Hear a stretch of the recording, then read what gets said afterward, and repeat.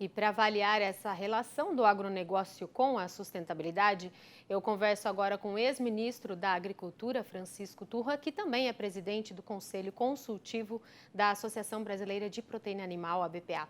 Turra, vamos começar então com um dos assuntos importantes discutidos lá na cúpula nesse primeiro dia de debate, que é em relação ao potencial energético do Brasil. Quando a gente está falando nesse assunto de energia, né, em que cenário estamos e o que precisa, né, para o Brasil, de fato, aproveitar esse potencial energético, hein, Turra? Seja bem-vindo, boa noite.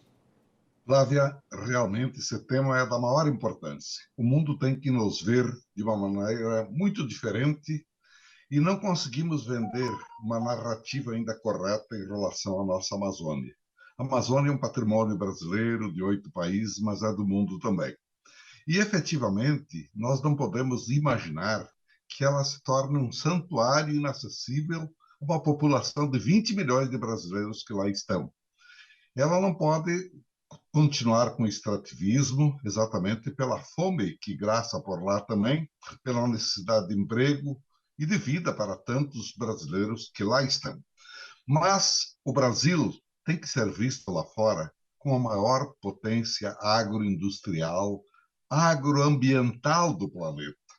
Efetivamente, nós temos aí um país riquíssimo que pode preservar e preservou suas florestas, ao longo de 4 milhões de anos, ou 4.000 anos, análise da Embrapa, nós mantivemos aí de 12% das reservas florestais do mundo, naquele tempo. Hoje nós somos 28% da reserva florestal do mundo, preservada. O Brasil preservou. E às vezes somos culpados por isso. Há uma narrativa dizendo que o Brasil só derruba, só destrói, só é predador. Na verdade, isso não é o que se vê na realidade. Nós continuamos preservando, a Amazônia é forte, é grande, é sublime, se eleva, mas precisamos vender essa narrativa. Quanto nós preservamos ao longo de séculos e quanto a Europa e outros continentes preservaram. Então, além de tudo, nessa geopolítica de agora, nós temos que dar essa noção e dizer que, sim, vamos preservar. E é uma frase que me preocupa muito. Não dá para você dizer desmatamento zero na Amazônia em lugar nenhum, porque temos um código florestal aprovado que prevê que 80% dos espaços da Amazônia devem ser preservados.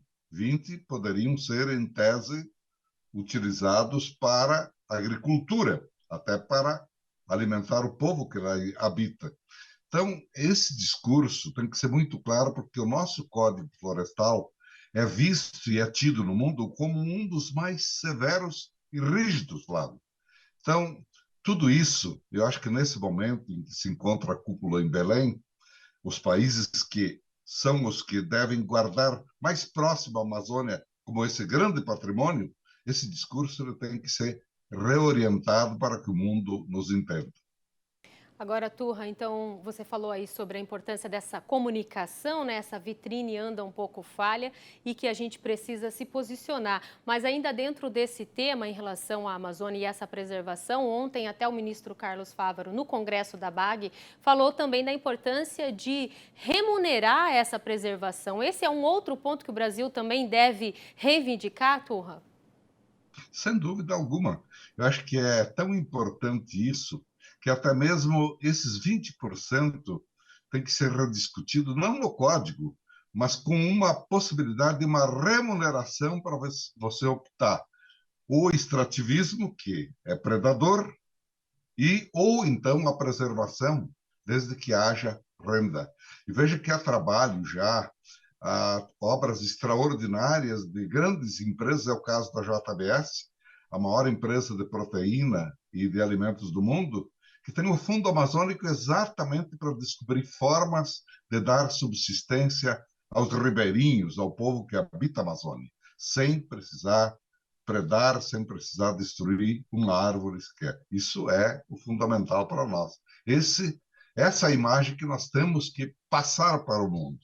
A preocupação é dar sobrevivência, subsistência a quem está lá, mas preservando a floresta, que é um patrimônio não só brasileiro, mas universal. Tá certo, Turra. Obrigada pela sua participação aqui no RN, avaliando esse tema importantíssimo que ainda deve ser mais discutido e o Brasil tem que melhorar, né, Turra, essa comunicação aí cada vez mais. Obrigada, boa noite. Boa noite.